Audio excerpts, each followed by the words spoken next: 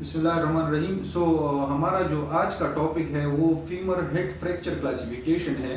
तो femur head fracture के लिए जो क्लासिफिकेशन है उसका नाम है पिपकिन क्लासिफिकेशन। ठीक है, तो पिपकिन क्लासिफिकेशन में चार क्लासेस हैं, चार टाइप्स है। ठीक है, 4 टाइप्स है। तो वो किस बेस पे उन्होंने क्लासिफाई किया है? उन्होंने क्लासिफाई किया है फ्रैक्चर लाइन पे। तो फ्रैक्चर लाइन कहाँ से पास होता है? लेट सपोज ये हमारे पास ये फीमर है, तो ये फीमर का हेड हो गया, ये फीमर का नेक हो गया, ये जैसे आपको नजर आ रहा है। ठीक है, और ये फेमोरल स्टेम हो गया। ठीक है, तो फीमर हेड में जो सेंट्रल पार्ट होता है, जैसे कि आपको ये नजर आ रहा है, this is the fovea capitis, this is the fovea capitis. ठीक है, और फोविया कैपिटस वो पार्ट है सेंट्रल जहां पर लिगामेंटम टेरिस की अटैचमेंट है, लिगामेंटम टेरिस की अटैचमेंट है। तो लेट सपोज अगर फ्रैक्चर फीमर का ऐसा है, फीमर हेड का, कि वो बिलो द फोविया कैपिटस है, नीचे है, इसको हम कॉर्डल बोलते हैं, डिस्टल है, फोविया कैपिटस से नीचे है, तो usually this is the non wait bearing part of femur head. Femur head का ये नॉन वेट बियरिंग पार्ट है। ठीक है, तो इसलिए अगर ये फ्रैक्चर ये इतना ज्यादा सीवियर नहीं होता और ये डिस्प्लेस भी ज्यादा ना हो, तो ये हम कंजर्वेटिवली इसको ट्रीट कर सकते हैं, इसमें किसी भी सर्जरी की जरूरत नहीं है। ठीक है, दूसरा जो किस्म है, जो दूसरी टाइप है, उसमें अगर इस तरह है कि ये फ्रैक्चर लाइन ये अबव द फोविया कैपिटस चला गया, लेट सपोज यहां इस तरह का फ्रैक्चर है, इस तरह का फ्रैक्चर है। ठीक है, the fracture line lies above the fovea capitis, ये fovea capitis से ऊपर फ्रैक्चर लाइन चला गया। so this class या this type is more severe than the type 1 because it involves the weight bearing area, यहाँ पर weight bearing area involve होता है।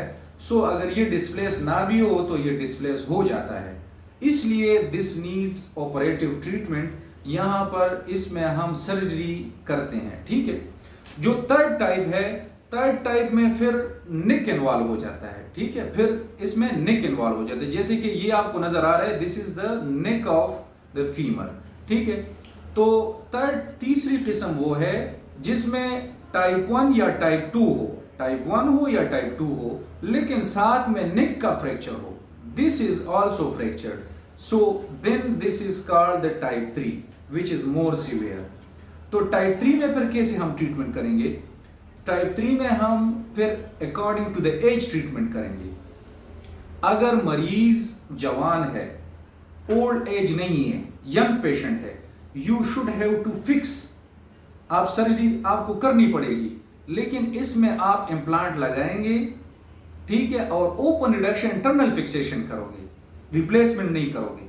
ठीक है, लेकिन अगर मरीज बूढ़ा है, ओल्ड एज है, तो फिर उसमें आपने आर्थोप्लास्टी करवानी। ठीक है, उसमें आपने THR करना है, टोटल हिप रिप्लेस करना है।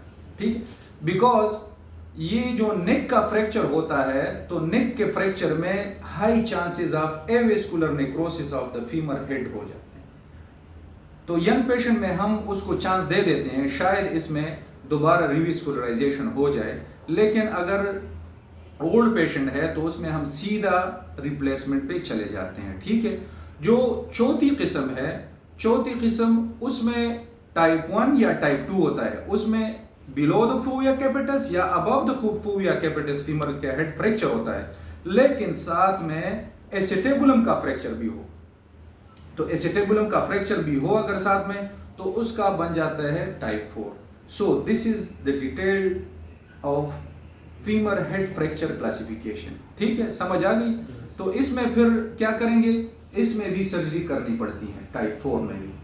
ठीक है, तो वो फिर हम अकॉर्डिंग टू द सिचुएशन देखते हैं, open reduction, internal fixation, primary orthoplasty, जैसी भी हो। लेकिन एसिटेबुलम का फ्रैक्चर होता है तो एसिटेबुलम का फ्रैक्चर वो according to the acetabulum fracture फिर हम डिसाइड करते हैं। ठीक है, ओके, थैंक यू।